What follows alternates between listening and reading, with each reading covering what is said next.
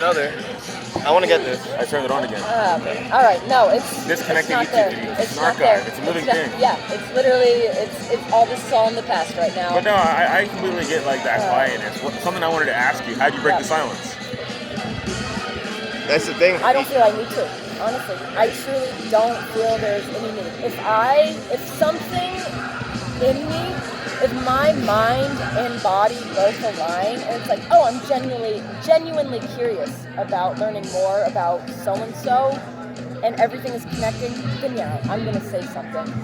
But if my mind is just telling me like, oh my gosh, so-and-so said this, you gotta fulfill their ego, or you gotta like delve deeper, but like, truthfully, I don't fucking care. There's power. I'm doing me. Yes. But like, if my body's like kind of like, if I'm like reaching in, and if I'm like getting, you know, I'm like, oh, I'm genuinely interested. Because there's two things, you know. I'm like very like, oh, cool, really? No, you don't say. Oh, how about that? You know, it's very artificial. Like, oh, okay, just going with the motion. It's not real. Okay.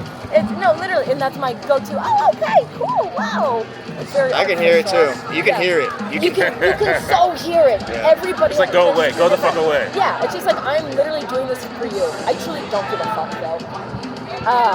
But if I'm genuinely interested in something, and I'll make my eye contact, and I'm like, oh, really? Tell me more. So, how did you feel? What brought you to this? Like, what was going on? You know, it's the what and how questions that are really the thought-provoking questions.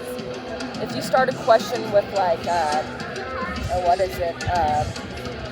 I think how is the biggest indicator, just like a binary answer, like, or not how, you know, some word out there that it's slipping my tongue right now. Binary answer. Yeah, just a yes and a no. That means I don't give a fuck. If you're giving me a binary answer, I don't give a fuck. I think a why is a general. Yeah, a why. Yeah, exactly. The why is the biggest. A-I-O-U, and sometimes why. That's the biggest one. Why? Why are you feeling this way? That will create stories and a genuine connection. And then that's when my body is reacting. My mind is reacting. Every part of Kale is reacting. Every part of Kale. Every part of Kale is reacting. All my parts. That's the other thing. I feel like that's an acronym. Kale is an acronym somewhere. Yeah, no, we're just a vegetable and a fruit. But And a human being. really, and a human Sorry, being, bro. and you know, an alien, and a life form, and a creature, An and artist. a star, and a creator, and I mean, so many things. Like I not gonna lie, I hate labels. I hate just saying I'm just this or that. Growing up, my family, we struggled with mental illness and alcohol and drug addiction, and my mom, she's been in rehab more than I have fingers, and she was always looking for that next diagnosis, like, oh, I have bipolar, oh, I have depression, oh, I have Something's wrong with anxiety. me. Yeah, something is wrong with me. And it's like, no, nothing is wrong with you. Like, you just have a different brain than everybody else. Like, we all have a different brain, and that's what's so beautiful about life, is we all have a different way, we all have different experiences, we've all been through different shit. It's like, if we've all been through the same exact thing, life would be so fucking boring. And I'm not, like, trying to bring me too down here. You're all good. But yeah, unfortunately, my mom, she did. This is authentic. No mask. No filter. Yeah, no mask. With a camera. Who are you? Are you Kale? There's no camera here. I'm just Kale talking to myself, because I'm my own best friend and I love talking to myself. It's my most favorite conversation, just talking to myself in the wall. No, talking to Kale. But no, unfortunately, my mother, she did indeed lose her battle with mental illness, and she took her life about 2 years ago now. It's actually, yeah, about to be 2 years in less than a month now. And that's, thank you. I mean, it's... Thanks for sharing that with us. Yeah, thanks for listening. It's definitely been the hardest thing I've ever gone through in my life, and it put me through the biggest depression I've ever been through. All I did was drink and smoke and mask my pain and not deal with my trauma. But yeah, I'm just like, now I'm like, you know what? It made me who I am here. and I just like so appreciate life now. And What was your mom's name? Sarah with an H. Yeah. And I mean, she was such a vibe, and she truly was such a bright light in such a dark room.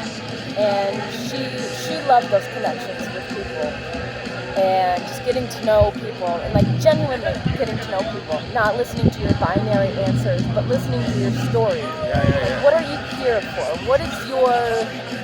Why are you here on Earth? And even if you didn't know at that time, whatever. She didn't know what her whole, she didn't. I don't think she truly knew what her reason for being here on this planet was. And you know, many different people told her like, oh, you're here to be a mom of 4. I'm the oldest of 4 siblings. You're here to be a mom. You're here to be a deadhead, or she left the Grateful Dead. You're here to cook for the rest of your life. She loved to cook. You know, so many different people told her things that I don't think and they didn't truly like. It's like Jack Nicholson in Anger Management. Who are you? Well, I'm a dad. No, who are you? Yeah, who are you? Like, not who are you to others, who are you? What makes you you? And I don't think my mom was ever comfortable answering that question. She just couldn't. It was just like, it fried her brain, honestly, whenever anybody, because she genuinely did not know who she was. She was someone, though. She was someone. She was a lot to a lot of people, and I don't think she even realized that for herself. And I think, my mom, she went through a lot in life, a lot of abuse and neglect. Just a lot. But she didn't I want to say she didn't let it define her, but I think it did. Where, you know, she was like, I'm a strong woman, I can do anything, I can be a mom, I can do this. And that's true. And it's totally true, but I don't know if she's fully felt it, because her past really came into play a lot. She could only listen to her mind and not her body. And her body was in pain a lot. Diagnosed with fibromyalgia and a lot of other things. But she let that define her. She's like, oh, I have fibromyalgia, therefore I'm in pain 24/7, and I can't be anyone else but this person in pain. That's all I am, is someone in pain.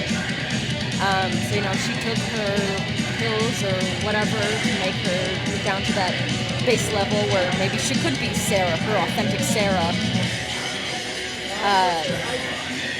But she never, the pain or the pills just masked that true Sarah. It wasn't ever truly Sarah. It's like pills, I have such a hard time with pills.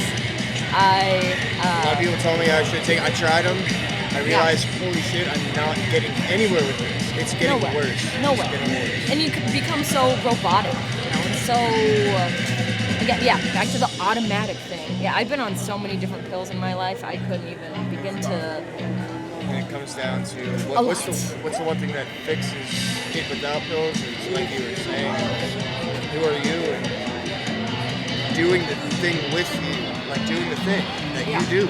It kind of fixes. It doesn't fix everything, but it fixes the part where you need the pill. Just being okay with yourself in the now. Yeah. It's so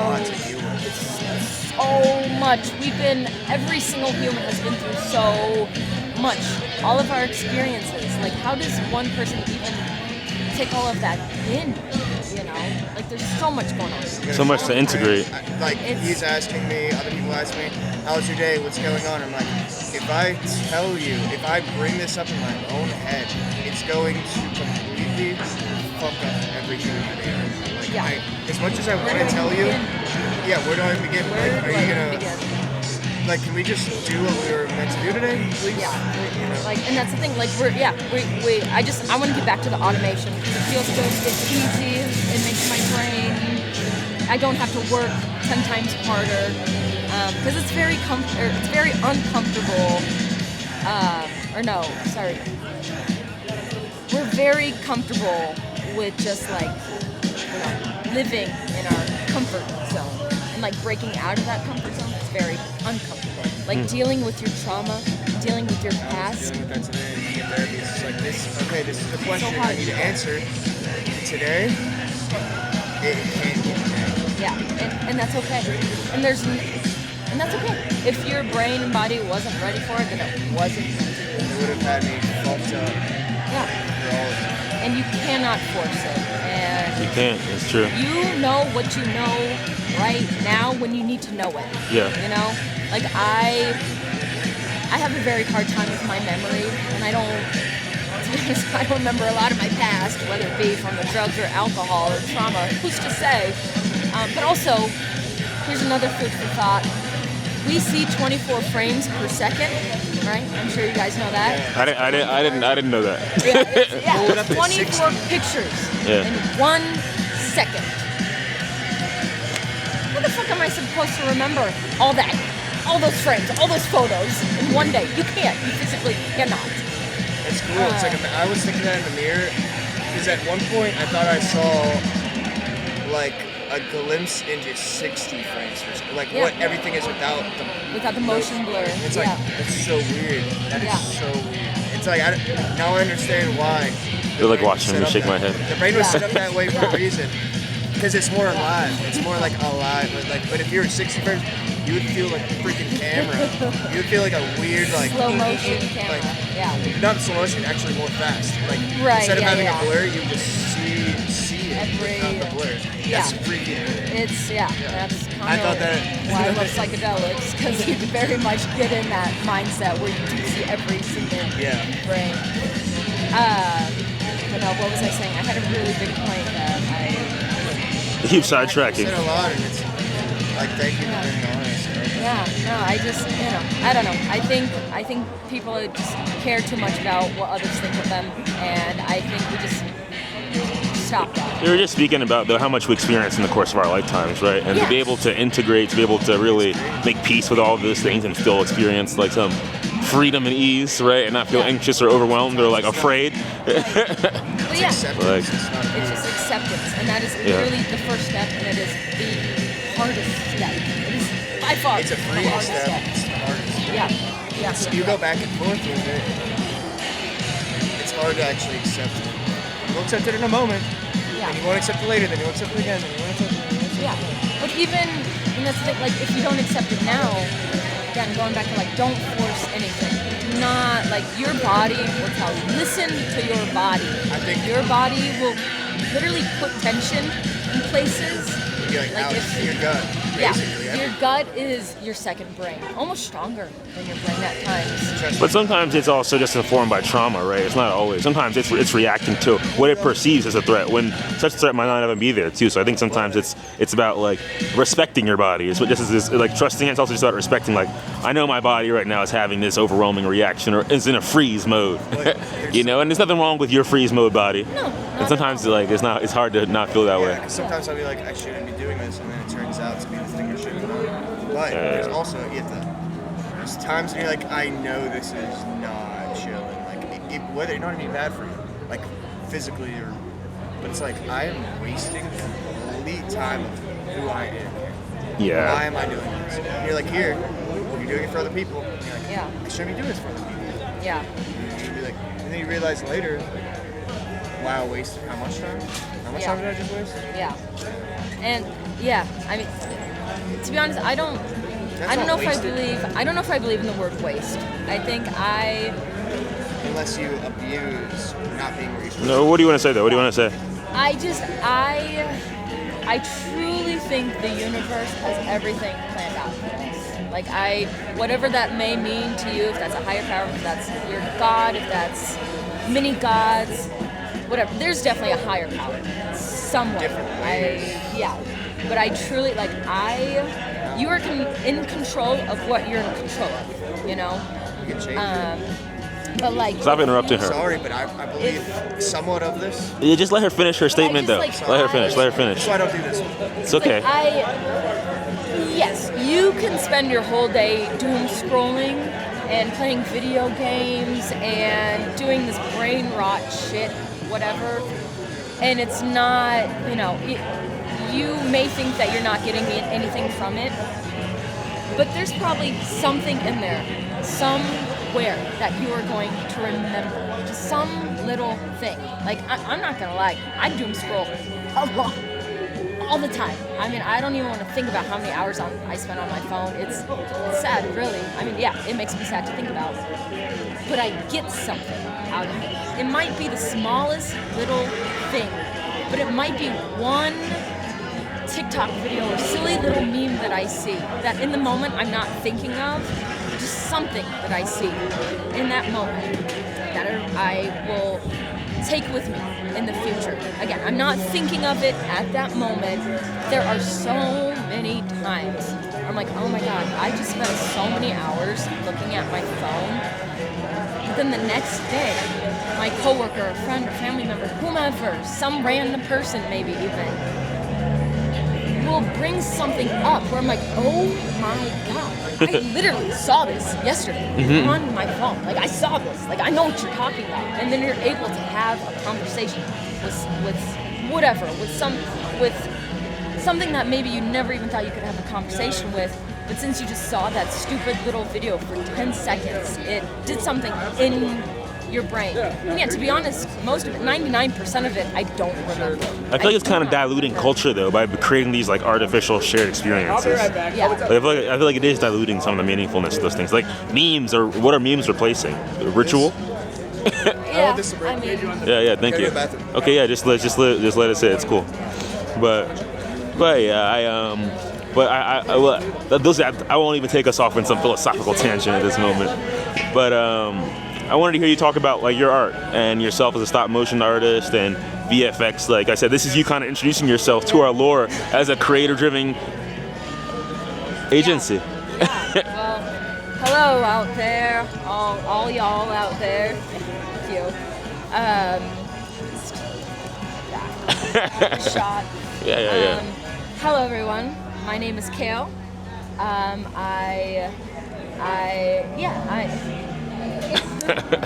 I'd like to think of myself as a creative. I mean, I think everybody is a creative at heart. My main passion in life is definitely animation and seeing life frame by frame, photography as well.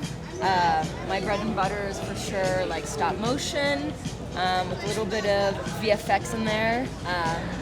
I love me some practical VFX. But, you know, life is all about a balance, and I know that, you know, we're no longer in the 80s, and it's not all camera work, and we do have to rely on our robots and technology.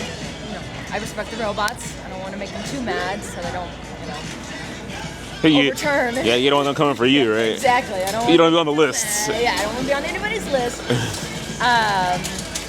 Yeah, I used to work in VFX right out of school for 3 years for a company called Lola VFX.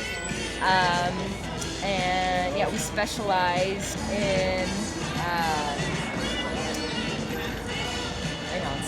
pause. I don't know how much I can say about this company. Well, you can skip to what you feel comfortable saying.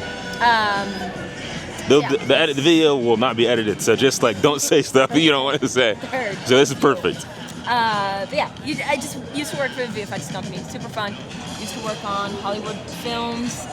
Got my name in Mission Impossible Part 1, Part 2. What? Marvel movies. I know. It's Marvel. crazy. Big time. Yeah, it was pretty cool. It was pretty cool. Trad artist. Yeah, it's it was pretty fun stuff. Gotta plug in my socials here because we do live in that age where we're all connected via a rectangle. Matters in my Tim's opportune moment. How old? You're cool as hell. So I want to. Hell yeah. What was I saying though? Oh gosh, Johnny Depp. Johnny Depp? What? What are you talking about? Your profile picture. Oh my. Yeah, that was at Field Vision. My boy is King Gizzy.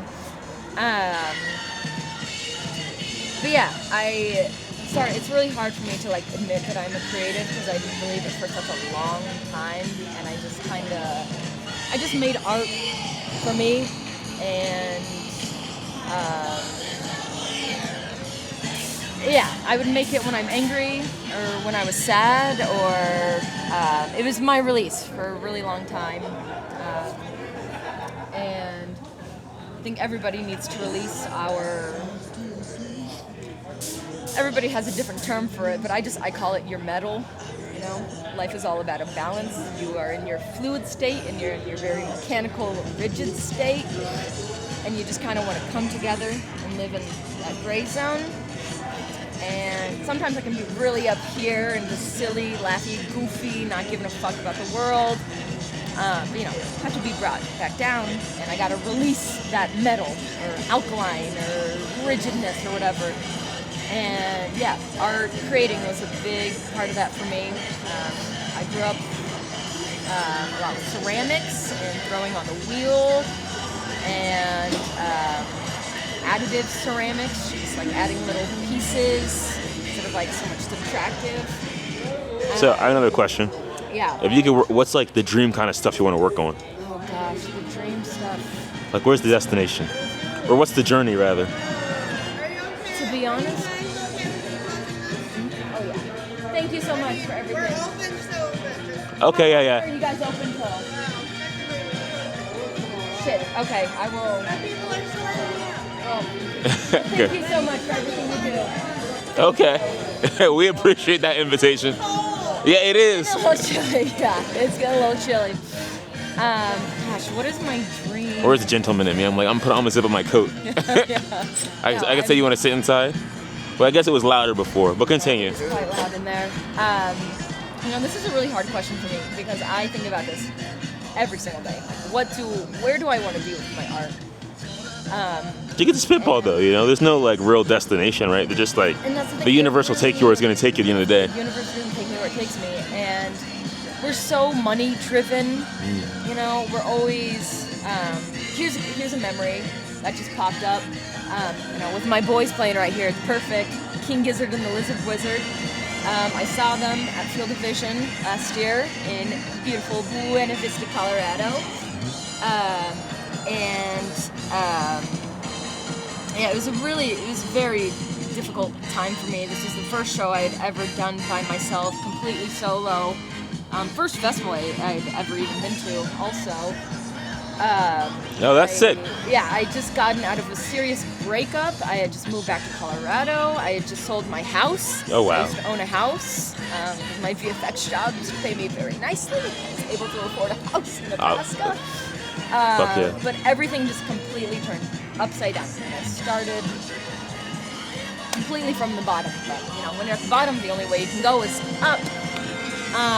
But I hadn't created anything at this point for so long. It's probably like 6 months at this point. Never picked up a paintbrush, a pen, pencil, whatever. Nothing. It was very automatic. Go home, play video games, hardly get drunk. I wasn't creating anything. Then I went to this show, and first night was very rough, I'm not gonna lie. I did not like it. I struggled in many different ways, setting up a tent all by myself. Very difficult setting up a 10-person tent with one person. Yeah, that's insane. And also it was raining and it was windy. It was horrible. I was like 2 hours in, I was like, you know what? I think I'm just gonna go home. I'd have just gotten in my car and turned on the heat and said, I'll see you in the morning. But I just like, something told me, the universe told me like, hey, just stick with it. Something's out there for you. I was like, all right. Better than me. I guess fine, I'll stick with it. But yeah, I mean, the first night was horrible. I'm not even going to get into that right now, but just know that it was horrible. But then the second day, I woke up, and it was such a bright day, not a cloud in the sky, and I felt so alive. And I was like, you know what? I'm just gonna listen to my boys, King Gizzy. I'm just gonna start making art. I'm just gonna start sketching. And I did, and I sketched for hours and hours and hours, and filled a whole notebook just filled with shit. I mean, actually, not shit. Yeah. I mean, it is shit, but it's good shit, healthy shit. But anything that was in my head, or I was, having conversations with the universe. I'd like write a question and like look up, listen to the universe, She would tell me something, like write it down, and then I'd like have a question, write it down, and then it's just like this whole feedback system. I know, what was I getting to? Fuck, I had a really good point with this. Yeah, I just like started, money, that's what I was getting to. I was creating, and I filled a whole sketchbook filled with just like Posca markers, very vibrant colors, very like psychedelic art. These people came by me and they like saw what I was working on, and I probably looked like a crazy person. I mean, I literally like had paint splattered all around me. Perfect place, Nick. Yeah, like I literally was just like nobody talk to me. I'm like Bob Ross right now. But somebody like took me out of my like flow, and they're like, "Oh my gosh, dude, cool art. You should sell that." And I was like, yeah, I just like had such a weird feeling, such a different feeling I've never had. But I was like, hey, you know what? I appreciate what you're saying. I know what you're saying. You're saying this art is like so cool and It's worth something. People want this. Yeah, people want this. But I just like, I had to be grateful in that moment and be like, you know what? I hear you, but this is for me right now. This is not for monetary value. I'm not trying to get anything out of this. I'm not trying to make a quick This is my buck. release. I just want to release. Exactly. I just want to get my metal out of me. And it was just like a quick like, hey, thank you, I see you, but I gotta do me. And I went like right back into it, and I was like, I don't fucking care what you all think. But like old me would have like never been like that. Like I would have been like, yeah, you're so right. Like I could sell this for $10. Like, hey, everybody, get your hey, one of a one kind Kale print here. But, like Right here. right here, hot and ready to go. You got so much energy. Yeah, The screen is waiting for you. ice cream. But that's just like, that's not what I'm about. Like, Yeah. I think money is truly the root of all evil. And, my whole family they've kind of struggled with money and are very much like, how are we going to make a quick buck? My grandma, she loves to go to like garage sales and, find something for a dime and then flip it for $1. She's the original Gary Vee. She very much is. And, I grew up with it and I respect it. I understand that, the world we live in, we do have to make money somehow and an income somehow. And I've accepted it. But I'm not going to force it, Yeah. and I'm not going to... Well, it's perfect. We just met up then, like synchronicity, universe, just working its... She works in mysterious ways. And I think that's why I really had a difficult time at when I was working for my VFX studio. So I'd put all my creative energy and juices in doing what the client, the director, whomever told me what to do, would give me notes. And then I'd get home and I'd have no energy, no motivation to create anything for myself. It went all into like, okay, how can I make money off of my art? A speeding Mini Cooper wasn't on my list. Very Italian job. Never seen that before. Check that off the list. But yeah, I know I did not like creating art I just had no satisfaction for many years because I put all my energy into my job and making a quick buck. And yeah, it just wasn't enjoyable. Art wasn't enjoyable for me for a long time. But yeah, now I'm at a point where I'm just, working a minimum wage kitchen job where I'm vibing. I love the people I work with. I'm not so drained at the end of the day, and I can go home and I do my doodles. I